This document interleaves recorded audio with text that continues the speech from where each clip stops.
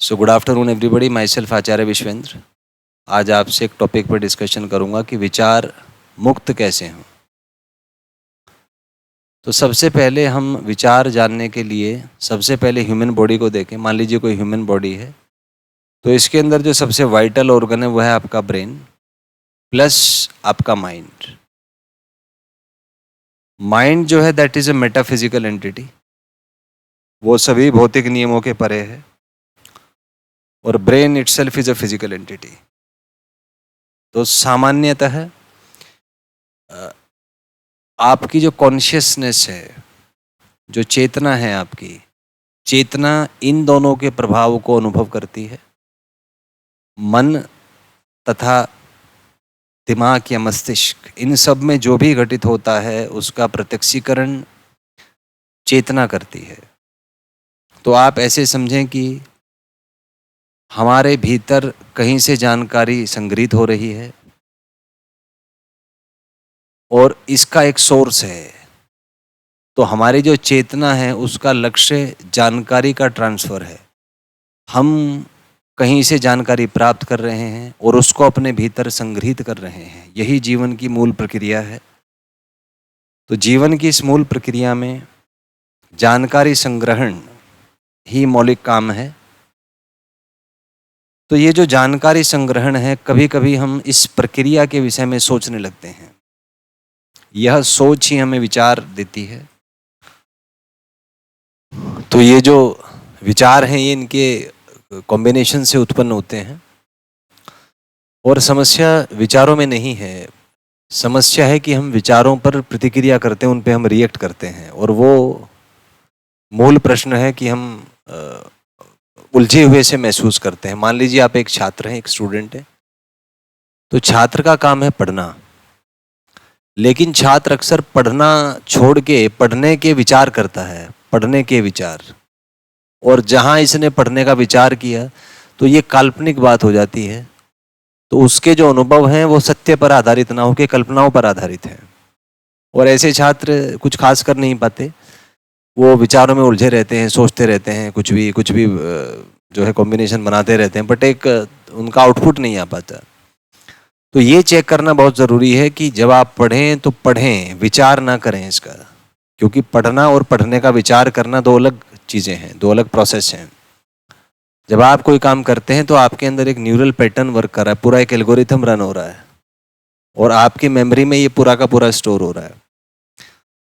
तो जब आप पढ़ें, मान लीजिए 1 घंटे आप पढ़ना चाहते हैं, तो पढ़ने से पहले अपना जो माइंड ब्रेन सिस्टम है उसके एल्गोरिथम्स पे थोड़ा सा काम करें।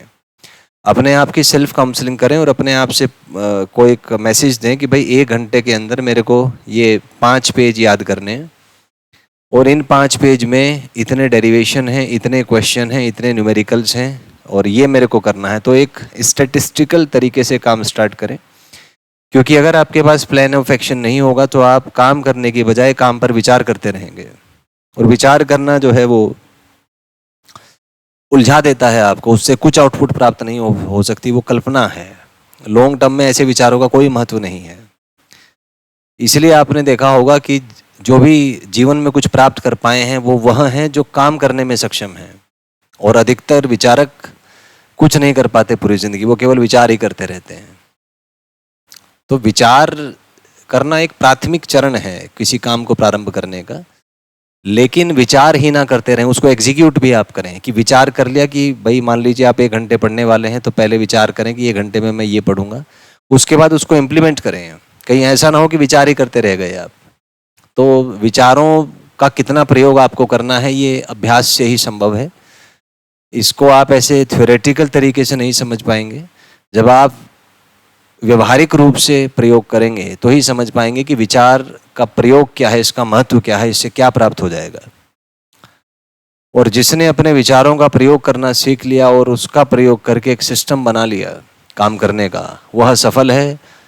जबकि जो विचारों द्वारा नियंत्रित हो गया और विचारों के प्रभाव में आ गया, वो एक मानसिक गुलाम से ज़्यादा कुछ नहीं है। वो कुछ बहुत खास जीवन में प्राप्त नहीं कर पाएगा। अतः सबसे पहले है कि विचारों पे बहुत अधिक आश्रित ना हो, विचारों का कोई बहुत अधिक महत्व नहीं है।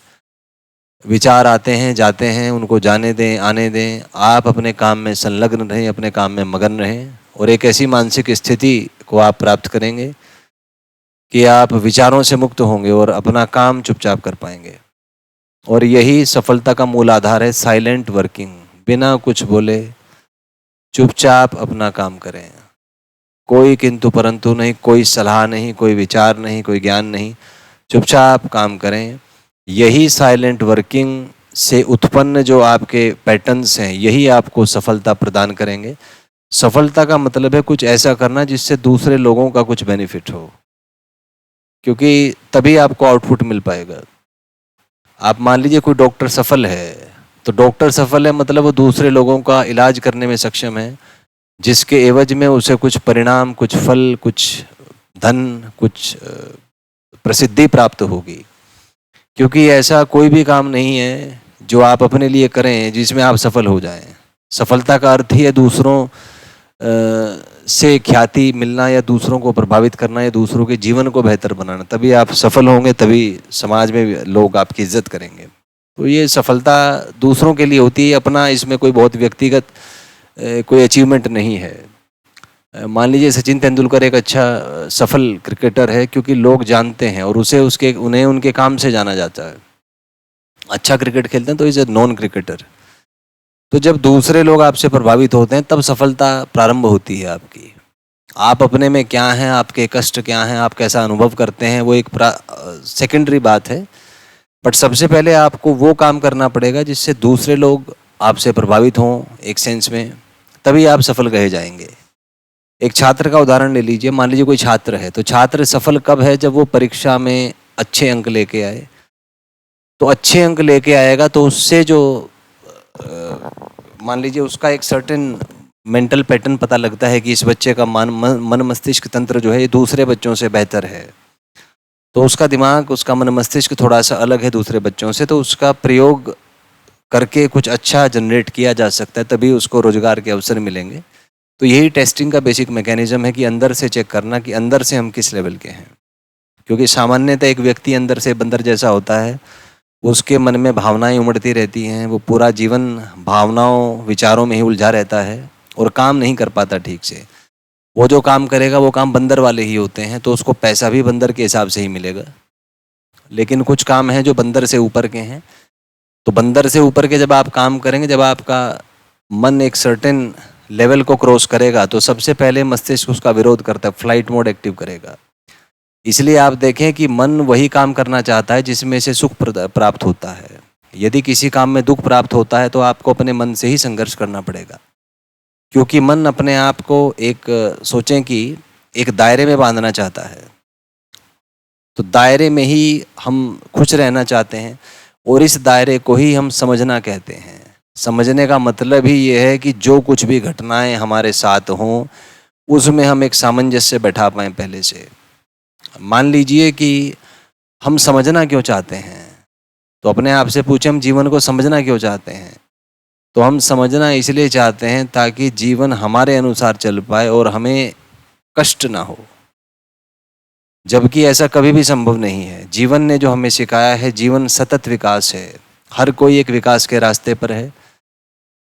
और जब तब तक ही लोग आपके साथ हैं जब तक आप उनके रास्ते में उनको सपोर्ट कर रहे हैं, तब तक ही वो आपके साथ रहेंगे। जिस क्षण पर आप उनके विकास में बाधा बनेंगे, वो आपसे कन्नी काट लेंगे, आपके विरोध में खड़े हो जाएंगे। यही जीवन का मूल सत्य है। इसलिए आपने देखा होगा, कहने को आपके कितने दोस्त होंगे, कितने मित्र होंगे, कितने घर वाले, कितने रिश्तेदार, कितने भाई बंधु, लेकिन वो तभी तक आपके साथ होते हैं जब तक आप प्रगति के पथ पर हैं, जब तक आपका समय ठीक चल रहा होता है। जैसे ही आपका समय ठीक नहीं होता, आप प्रगति के पथ पे से विचलित हो जाते हैं, तब कोई आपको नहीं पूछता है, सब आपसे कन्नी काट लेते हैं। इवन आपके रिश्तेदार, आपके माँ बाप, आपके भाई बहन सब आपसे अलग हो जाते हैं।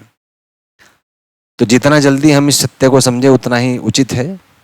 अतः मेरा कहने का तात्पर्य है कि विचार भावनाओं से उत्पन्न होते हैं, और यदि विचारों से मुक्ति चाहते हैं तो अपनी भावनाओं से ऊपर उठें और साक्षी भाव में रहकर अपनी भावनाओं का निरीक्षण करें कि ये जो भावनाएं मेरे में उत्पन्न हो रही हैं, क्या ये मुझे मेरे निश्चित लक्ष्य तक ले जा पाएंगी या मात्र मेरा विरोध करेंगी।